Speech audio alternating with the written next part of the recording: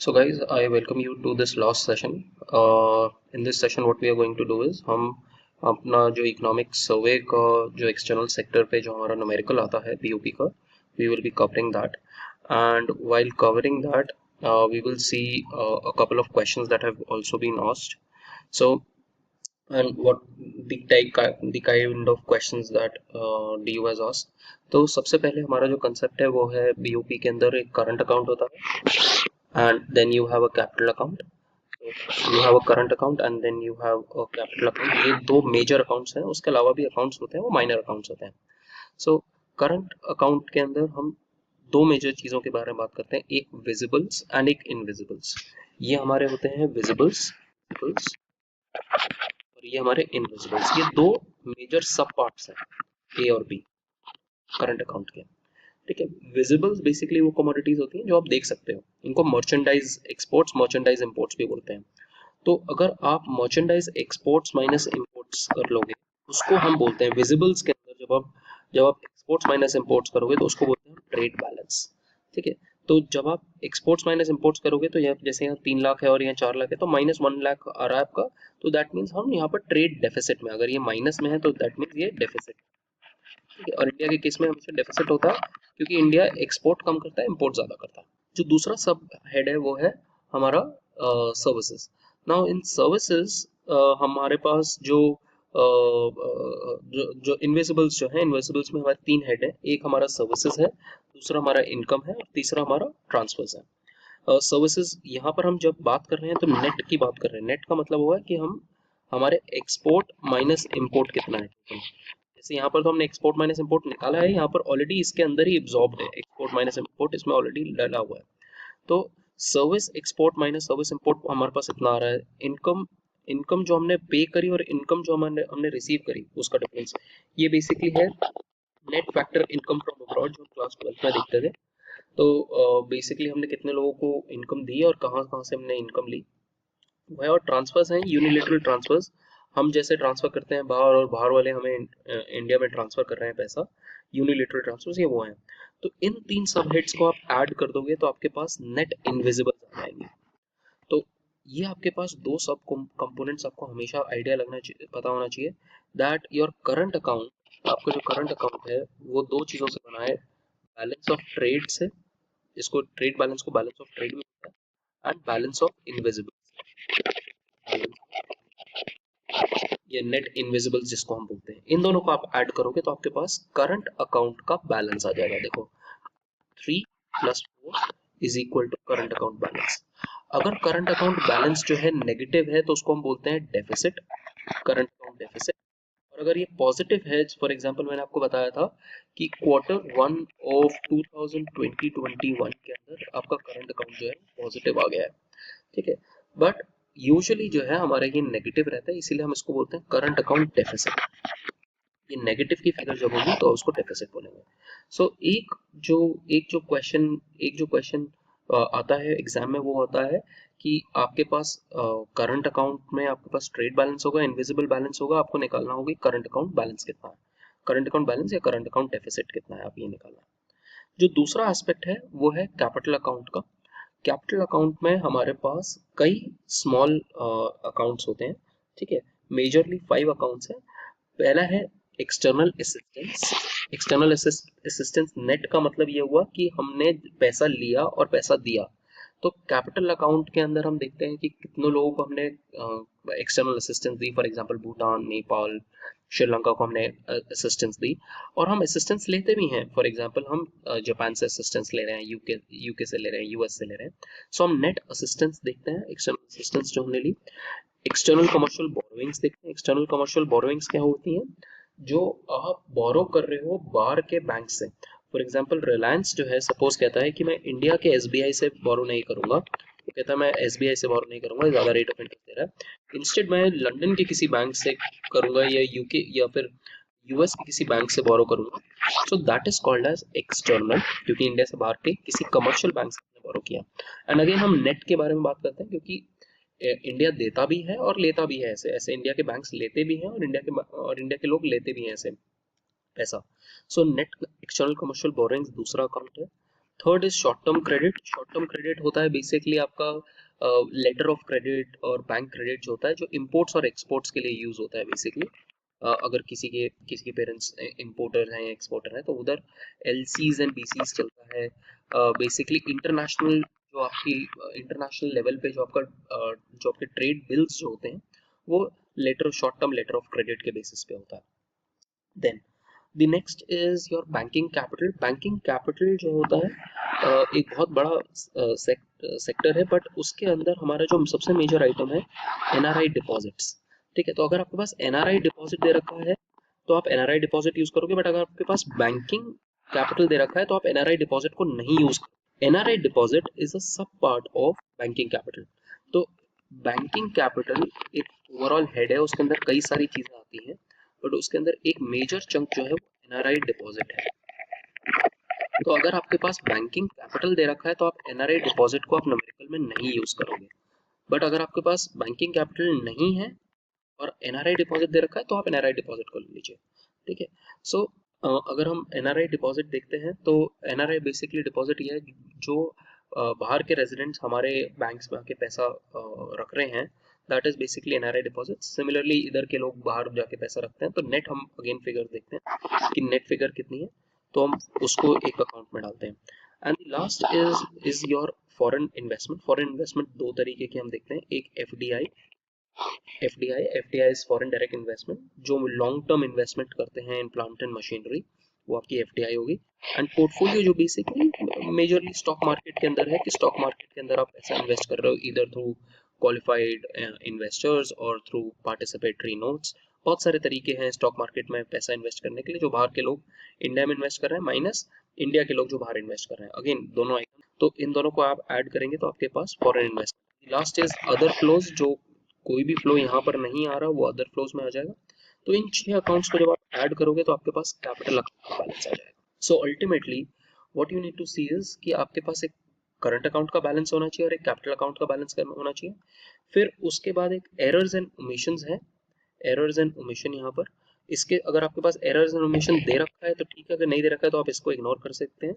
तो आपको basically capital account balance plus आपको current account balance plus errors and omission, आप एरर्स एंड ओमिशन को सिंपली ऐड कर दीजिए, will give you overall balance. ये ओवरऑल बैलेंस, अगर आपके पास ये नहीं दे रखा तो आप इन दोनों को ऐड करके ओवरऑल बैलेंस ले लीजिए। तो ओवरऑल बैलेंस अगर पॉजिटिव है, सपोज ये $100 आता है ओवरऑल बैलेंस, तो दैट मीन्स ओवरऑल इस पर्टिकुलर ईयर में इंडिया के पास $100 आए हैं एक्स्ट्रा एज कम्पेयर टू जितने गए। ये ओवरऑल बैलेंस ये बता रहा है। तो बट बीओपी का मतलब होता है कि बैलेंस ऑफ पेमेंट ये हमेशा जीरो होना चाहिए। तो जो ये एक्स्ट्रा $100 हैं ये कहाँ जाएंगे, ये आरबीआई के पास चले जाएंगे। ये आरबीआई के पास चले जाएंगे और आरबीआई के पास जब चले जाएंगे तो हम यहाँ पर दिखाएंगे रिजर्व चेंज। तो अगर यहाँ पर 100 प्लस डॉलर लिखा हुआ है, अगर ये प्लस 100 है तो यहाँ पर हम दिखाएंगे -100, क्योंकि हमें बीओपी को जीरो बनाना है। और इस माइनस का मतलब क्या हुआ, इस माइनस का मतलब हुआ कि आरबीआई के रिजर्व्स के अंदर $100 ऐड हो गए। और अगर ये फिगर जो है, अगर ये फिगर जो है ये नेगेटिव है, फॉर एग्जांपल हम देखें ये फिगर नेगेटिव है, तो दैट मीन्स आरबीआई से $13,000 $13,000 आने हैं, सो दैट ये बीओपी का अकाउंट पॉजिटिव हो जाए। तो ये एक बेसिक न्यूमेरिकल हर साल आता है, इसके अंदर सब पार्ट्स में न्यूमेरिकल आ जाता है, कई बार एक्सप्लेन करने के लिए आ जाता है कुछ पार्ट्स को। So this is something that I wanted to clear. And इसी के आगे further notes if you see, तो इसमें आपके ये नोट्स की फर्दर एक्सप्लेनेशन जो है ये यहाँ पर मेंशन्ड है। and it's again because a lot of people are messaging me about where the notes are available. If you go my website, यहाँ पर लेक्चर वाले टैब में कंटेम्प्रेरी इसमें बजट एंड इकोनॉमिक सर्वे में यहाँ सिलेबस मिल जाएगा, और सिलेबस के साथ में आपको सारे लिंक्स भी मिल जाएंगे कि जस्ट इन केस आपको कोई सिलेबस का पॉइंट नहीं मिल रहा तो ये आप क्लिक करोगे तो आपके पास सिलेबस का वो एरिया खुल जाएगा। ठीक है, then the other thing is I will update ये बीओपी वाला लेक्चर अभी यहाँ पर मैं न्यूमेरिकल एक्सप्लेन के ऊपर डाल दूंगा, so that it's easy for everyone to understand. Then the next issue that I wanted to cover quickly was the 15th Finance Commission.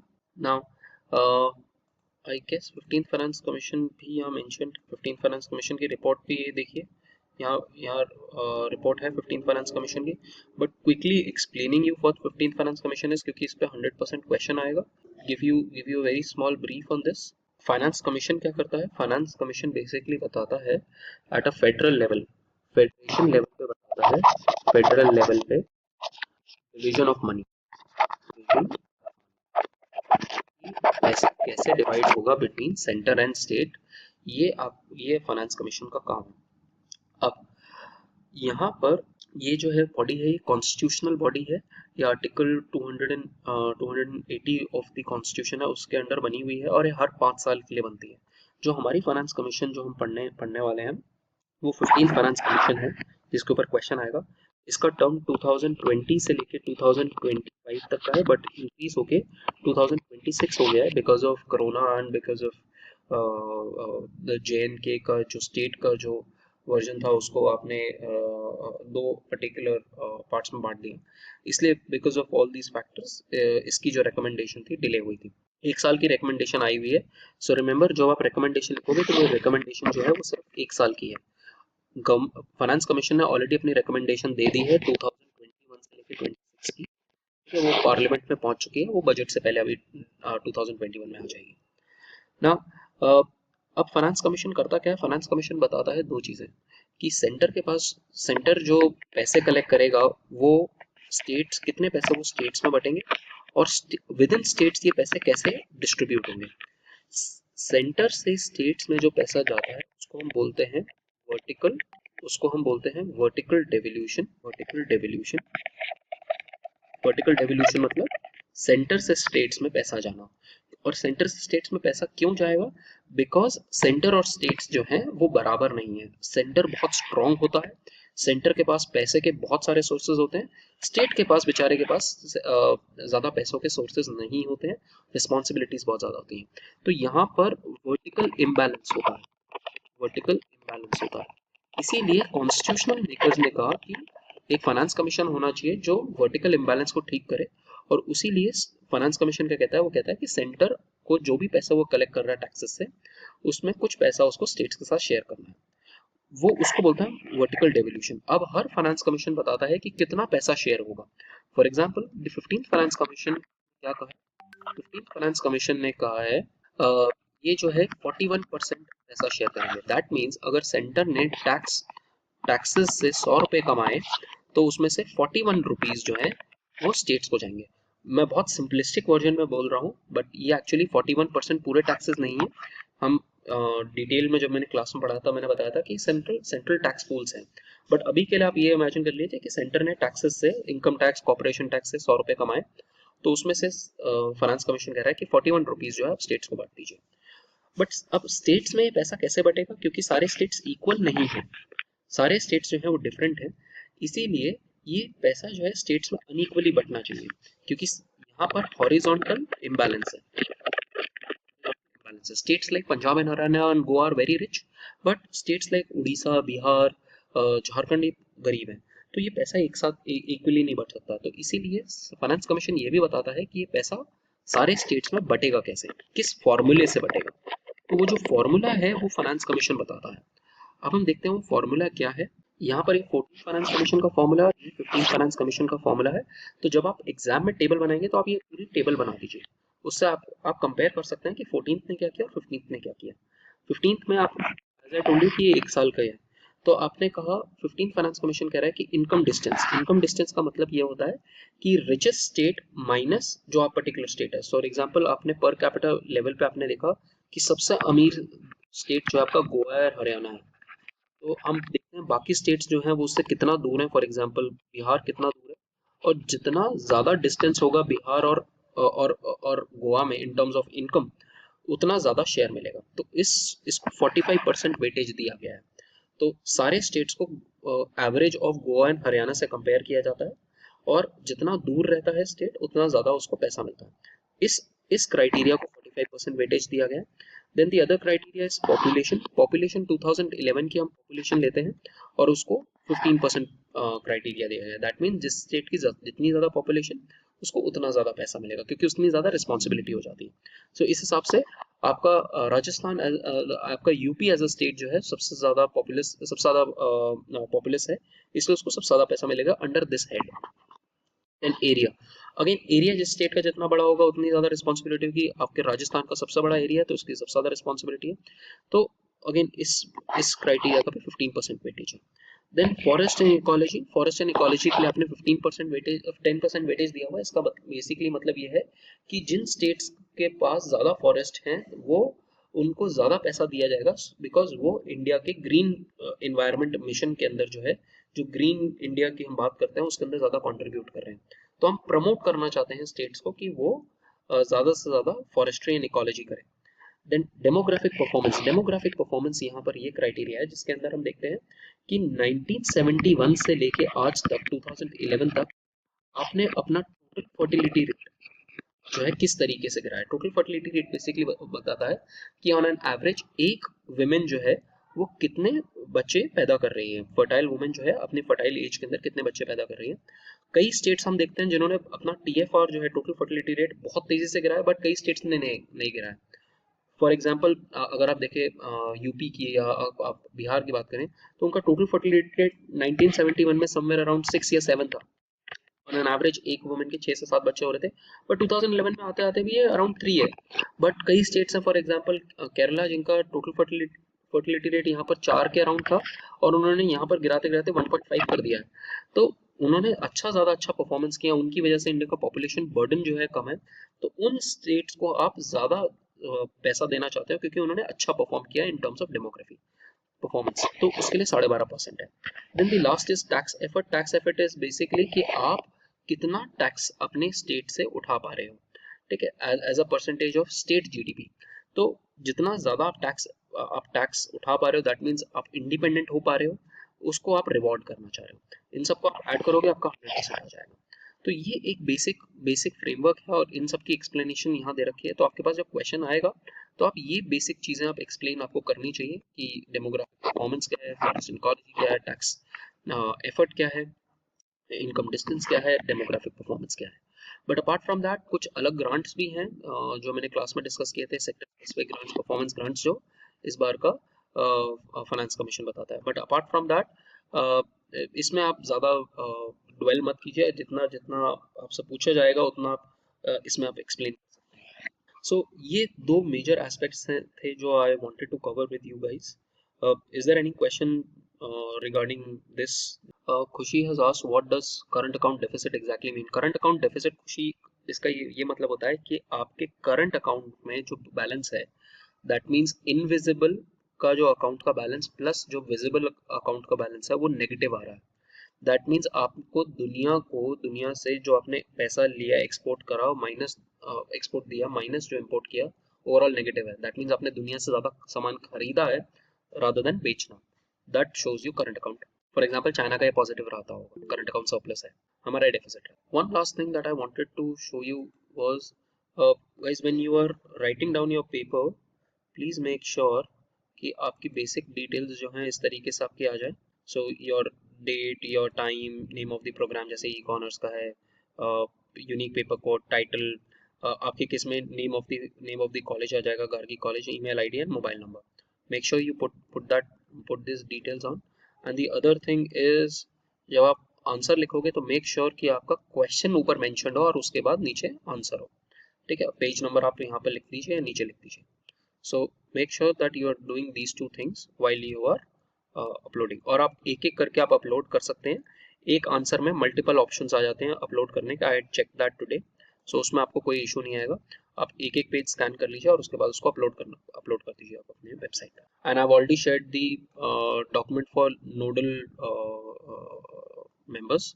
तो अगर आपको कोई भी इशू है you can reach out to the nodal officer of, ठीक है guys? Sir, yes Divya. Different PDF sir, हम जब अलग अलग पीडीएफ अपलोड करेंगे तो उसमें जो फर्स्ट पेज वाली इंफॉर्मेशन है वो हर आंसर के साथ अटैच करनी है?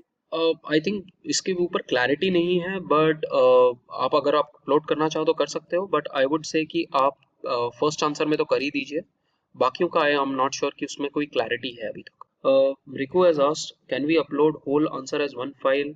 रिकू, जो आपकी OBE की जो वेबसाइट है वो उसमें जो इंफॉर्मेशन आ रही है वो इस तरीके से आ रही है। वो कहता है कि please scan pages one by one, do not make one file of multiple pages और all answers.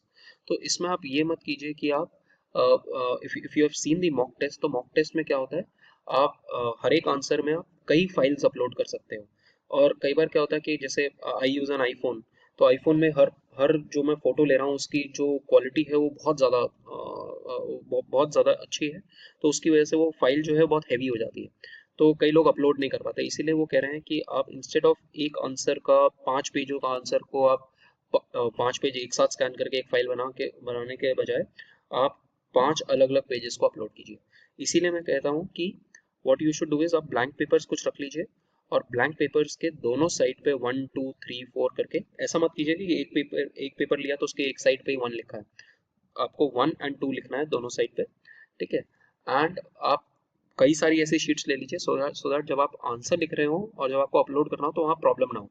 And her answer जब आप शुरू करोगे तो एक नई शीट पे शुरू करो। यस दिव्या। आफ्टरनून में मेल आया था ड्यू से, उसमें लिखा हुआ था कि that we have to mention our name, and उसमें ये मेंशन नहीं था कि हमें ईमेल और नंबर मेंशन करना है। तो सर हम लोगों को क्या करना चाहिए अकॉर्डिंगली? देखो मेरे पास जो नोटिफिकेशन है वो 2 नोटिफिकेशन है। एक ये है, मुझे एक बार नोटिफिकेशन भेज देना तो मैं आप क्लास ग्रुप पे बता दूंगा कि क्या, मुझे एक बार भेजना नोटिफिकेशन, मुझे एक बार मेल या तो व्हाट्सएप पे कर दो, या तो आई कैन सी अकॉर्डिंगली।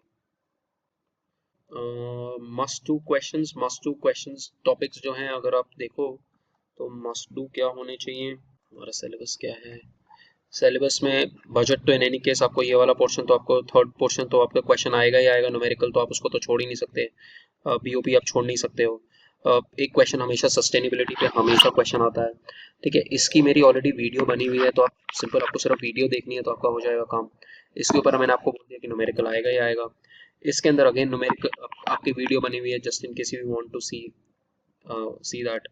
ये एक नया टॉपिक है, हो सकता है इसके ऊपर क्वेश्चन आ जाए, बट मैं जो आप बोलूँगा वो है कि आप गोल्डन ये बैंक ज़रूर कीजिए, सोशल ज़रूर कीजिए, जर्नल ज़रूर कीजिए, सस्टेनेबल डेवलपमेंट ज़रूर कीजिए। देन इसके अंदर 15th फाइनेंस कमीशन 100% आएगा। देन कंसेप्ट्स एंड बजट, ये बजट साइकिल तो बहुत इजी है और मैंने पढ़ाया भी, आपके नोट्स आपके अपलोडेड हैं, तो वो आपको करना ही चाहिए। एंड ये वाले डॉक्यूमेंट्स तो खैर इन एनी केस ये तो ओवरऑल दिस ईयर्स बजट, तो आपको जो बजट डॉक्यूमेंट है 2020-21 इसकी हाइलाइट्स आपको ज़रूर करनी चाहिए। तो ये मेजर एस्पेक्ट्स हैं जो आपको कवर करना ही चाहिए, कुछ छोड़ना नहीं चाहिए। यस मैम का। यस आई नो मैम का कुछ इशू आ रहा है, कई कुछ इशू आ रहा है मेरा एनकोडर में, तो वेबसाइट में भी कुछ कुछ काम अभी थोड़ा सा बाकी है, एंड कुछ वीडियोस मुझे मिले नहीं हैं, उनको मैं एडिट नहीं कर पाया हूँ, तो एक्चुअली इसीलिए मैंने क्या किया है कि मैंने गूगल मीट से रिकॉर्डिंग की बजाय what I have done is मैंने अपना पर्सनल रिकॉर्डर ऑन कर दिया है, क्योंकि गूगल मीट जो है वो रिकॉर्डिंग के साथ मैसअप कर देता है, वो ये नहीं बताता कि कौन से टाइम पे अपलोड, वो अभी अगर मैं गूगल मीट से करता तो वो हो सकता है 2 घंटे बाद मुझे बताएगा कि आपकी वीडियो अपलोड हो गई है ड्राइव पे। सो इसीलिए वो प्रॉब्लम की वजह से मुझे कई वीडियोस मिले ही नहीं हैं, तो वहाँ पर कुछ इशू आ रहा था। सो दैट्स वाई ये वाला वीडियो अगर मैं शुरू से इस मेथड से करता तो मैं हर रोज़ ही वीडियो अपलोड कर देता, जैसे आजकल जो मैं क्लासेस ले रहा हूँ वो मैं रोज़ के रोज़ ही अपलोड कर देता हूँ। तो वो एक प्रॉब्लम जो गूगल मीट में मुझे नज़र आई थी, वो अब I have tried to resolve it, but I suppose मैंने ये तीन चार जो इम्पोर्टेंट टॉपिक्स हैं वो तो I have covered, so that should help you in the exam. Yes Mahak. Sir, I had a query regarding balance. Hmm So, sir, in one of the numericals, the question it was mentioned the current account balance. You were given the capital account balance, and we were given the capital account balance with error and omissions, and we were also given the error and omissions, and we had to calculate the overall balance. So, sir, इसमें will we take error and omissions separately or account balance with error and omissions? Capital account balance with errors and omissions ले लीजिए, ठीक है, उसमें फिर error and omission अलग से लेने की जरूरत नहीं। Thank you, sir. Any other doubt, guys? Forwarded me the mail. Students will write their name, examination, each question. So जो मेल दिव्या तुमने मुझे करा है उसके अंदर है कि उसमें ये मेंशन है कि आप सारे के सारे पेजेस के अंदर 7 MB के शायद से लिमिट है, तो अगर 7 MB तक आप एक फाइल बना सकते हो पूरे क्वेश्चन की तो यू कैन डू इट। तो guys the mail that I mean I hope ये डी यू से मेल आई हो, तो अगर ये मेल आई है तो उसका मतलब ये है कि क्वेश्चन नंबर 1 अगर आप आंसर कर रहे हैं तो क्वेश्चन नंबर 1 में आपके 5 पेजेस हैं, तो उसके आप एक फाइल बना दीजिए, बट मेक श्योर कि that one particular file is less than 7 MB. If it's not coming to be less than 7 MB, then you upload different pages. So that can be done. Then make sure guys question आप लिख रहे हो ऊपर. I'm telling you it's very irritating for an examiner अगर question ऊपर mention ना हो तो. And question black से लिख दो. Then student will write their name, program, semester. हाँ, तो आप क्या कीजिए, जो भी आप आंसर अपलोड कर रहे हैं, आंसर अपलोड करने के फर्स्ट पेज को आप ये डिफ़ॉल्ट बना दीजिए, ये डिफ़ॉल्ट पेज बना दीजिए, फर्स्ट पेज ये रख लीजिए.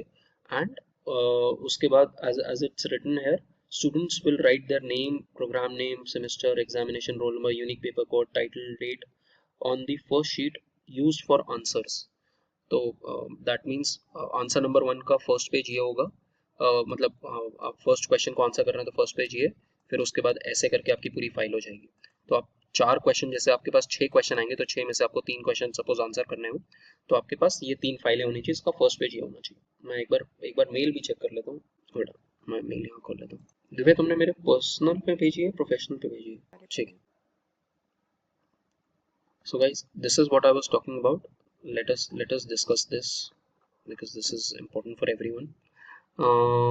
सेल्फ टाइम रेगुलेशन, ठीक है, आपने वो तो कर लिया होगा. फाइनल डेट, आप please read the question paper कौन से उस पर अपीयर कर रहे हो. Nodal officers, I have already given you the list. Nodal officers कौन कौन से हैं आपके. Then time is 4 hours guys, ठीक है. If you are from the divyang category then you have extra time. Then that's for 6 hours. तो 3 घंटे का पेपर है एंड उसके बाद 1 घंटा आपको उसके लिए चाहिए. जस्ट इन केस अगर आप नहीं कर पाते हो विद इन 4 hours, देन आप कॉलेज के उस पे मेल पे या फिर आप नोडल ऑफिसर्स को आप you can approach and then आप नोडल ऑफिसर्स के थ्रू उस पर्टिकुलर ईमेल पे आप भेज दीजिए and the scrutiny committee will see why you are not able to upload the paper on the portal. Then as it says, A4 का जो paper पे आप करोगे, रूल्ड या हो या प्लेन हो, प्लीज डू नॉट, बहुत सारे लोगों ने क्या करा था कई बार, कॉपी पेस्ट और वर्ड फाइल बना दी थी. डोंट डू दैट, ठीक है. Students will write their name, program name, semester, examination, unique paper code, title, date, examination on the first sheet. तो जो मैंने आपको ये तरीका बताया कि आप ये एक फाइल अभी से बना के रख लो, जिसमें आपने डेट डाल दिया पेपर का, टाइम डाल दिया, नेम डाल दिया अपना कोर्स का, सेमेस्टर डाल दिया, unique paper code, title of the paper, name of the college, आपका गार्गी कॉलेज आ जाएगा. ईमेल आईडी अपना डाल दीजिए. ईमेल शायद से नहीं पूछा है यहाँ पर, ईमेल यहाँ पर नहीं पूछा, बट एक नोटिफिकेशन में ईमेल भी डाला हुआ था, तो you can write down your email as well. If you see old notification, उसके अंदर ईमेल भी है, वो ईमेल भी था. एंड देन तो ईमेल भी आप डाल दीजिए and then time of the examination. तो ये सारी details you can put on. Then separate sheet for each particular answer, make sure you do that. And students will scan the paper, written pages question wise, ठीक है. So as I told you, आप question भी लिखिएगा वहाँ पर and upload each file on the OBE portal. And कोई भी file आपकी 7 MB से ज़्यादा नहीं होनी चाहिए. Then उसके बाद अनफेयर मीन्स का वो बटन कर लीजिए एंड देन उसके बाद वो डिक्लेरेशन आप कर दीजिए एंड आपके पास मैसेज आ जाएगा. So that is overall how you approach.